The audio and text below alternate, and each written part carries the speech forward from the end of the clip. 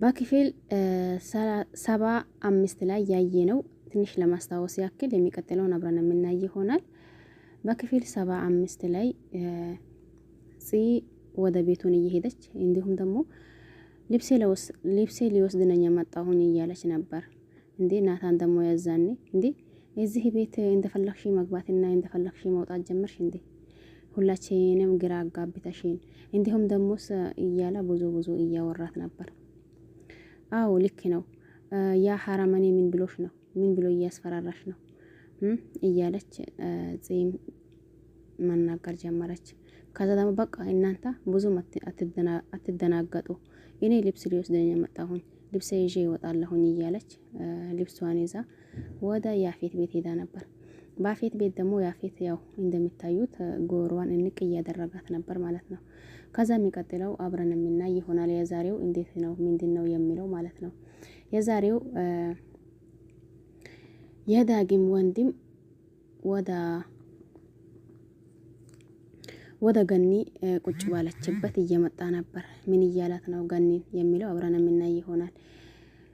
ምንድነው ፊቴ ልክ አይደለም፣ ምንድነው የተፈጠረ ነገር አለ እንዴ እያለች ነበር ገኒ። እንዴ ምን የተፈጠረ ነገር አለ እንዴ ትኛለሽ?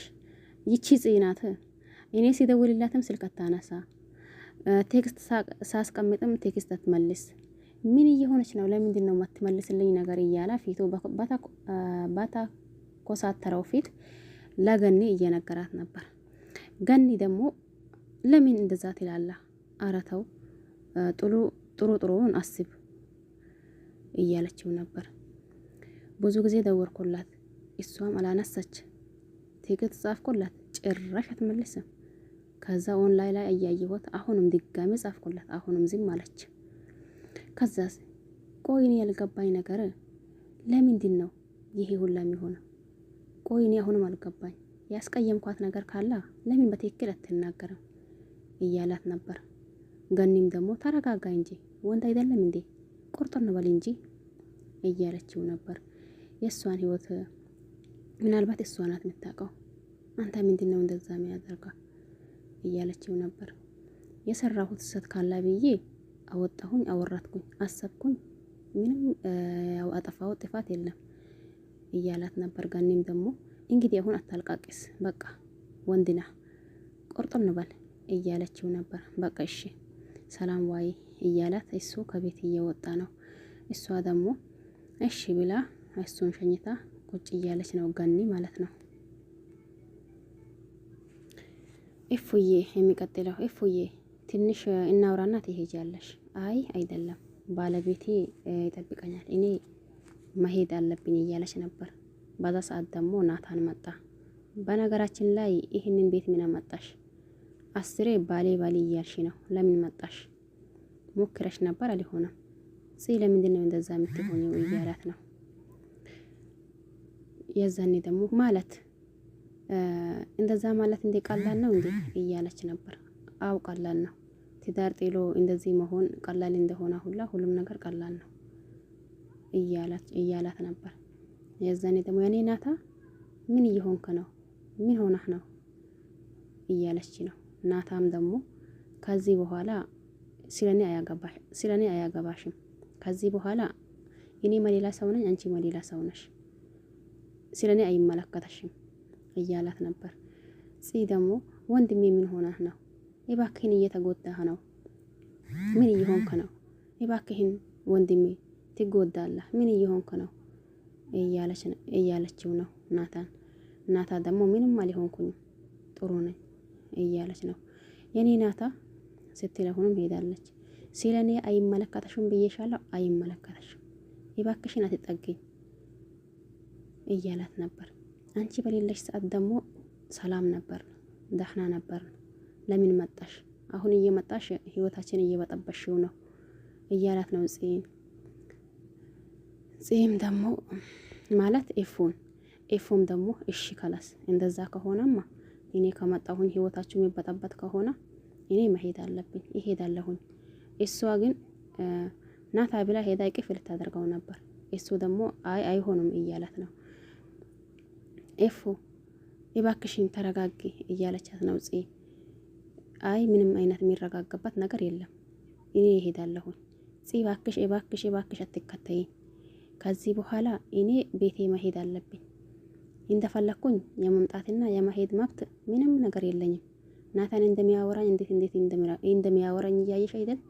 ስለዚህ እኔ የትም ሄድኩኝ ችግር አይጠፋልኝ። ሄድኩም ችግር ነው፣ መጣሁም ችግር ነው።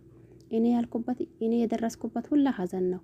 እስከ ዛሬ ሲኖር ምንም ደስተኛ ሆኜ አላቅም። የትም ሄድኩኝ ሀዘን ነው፣ የትም ደረስኩኝ ሀዘን ነው። ስለዚህ በቃ እሄዳለሁኝ። አንቺ ደግሞ ተመለሺ። እኔ የነገርኩሽን ነገር ለአንድም ሰው እንዳትነግሪ እባክሽን። ናታን ደግሞ ሄዶ በአንድ ነገር ይገባል፣ ይህንን ነገር ብትነግሪው እያለች ነው ኢፉ። አሁንም ስለ ናታ ትጨነቃለች። ናታ ደግሞ በቃ ሁሉንም ነገር አብቅቶለታል፣ ስለኔ እና ስለ አንቺ ነገር ምንም ነገር እንትን የምንለው ነገር የለም እያላት ነው። እሷም ደግሞ እሱ በሷ ተስፋ ቆርጧል። እሷ ደግሞ ግን ተስፋ አልቆረጠችም።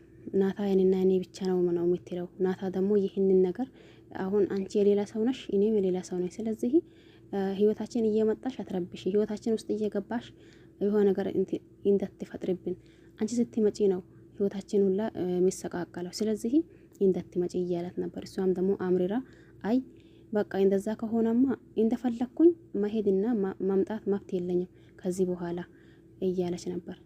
ከዛ ደግሞ ቤቷን ሄዳለች። እሷ ያው ሉሊት ደግሞ እንደምታውቁት ነገሩን ልታቀጣጥል ወይም ደግሞ የሆነ ነገር እንድትል ነው የምትፈልገው። ማለት ያፌትን የእያንዳንዱን ነገር እየነገረችው ከጽና ከአፌት ጽን እንዲገድላት። ያፌት ደግሞ አላ አይደል? ያፌት በጣም እንትን ነው፣ መጥፎ ሰው ነው። ስለዚህ ያለውን የሌለውን እየነገረችው ነበር። እሱም ደግሞ አይ ይሄ ነገር እንዴት ነው ምንድነው የምታወሪው እያላት እሷንም እየገለመጣት እሷንም ሊሰማትም ሊያዳምጣትም አልፈለገም።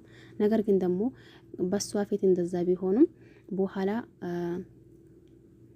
ኤፉን እንዴት እንዳደረጋት አይታችኋል። ሐረግ ድራማ እስከዛሬ የነበረው ጥሩ ነበር። እኛ ደግሞ አሁን የምንፈልገው ጽና ማለት ኤፉና ናታን እንዲሆኑ ሁላችንም ምኞታችን ነው። ዞሮ ዞሮ ደግሞ ማገናኛታቸው እንዲሁም ደግሞ አንድ መሆናቸውም አይቀር። ስለዚህ ለዚህ ቤት አዲስ የሆናችሁ ሰብስክራይብ ማድረግ አትርሱ። ነባሮች ላይክ ሼር እያደረጋችሁ ብታበረታቱኝ በጣም ደስ ይለኛል።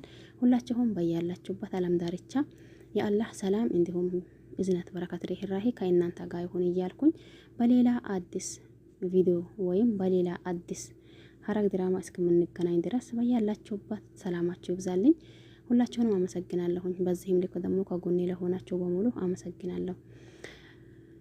ለምታበረታቱኝ ደግሞ አመሰግናለሁኝ። እንዲሁም ደግሞ ከተመቻችሁ ላይክ ሼር እያደረጋችሁ ብታበረታቱኝ አሁንም ደስ ይለኛል።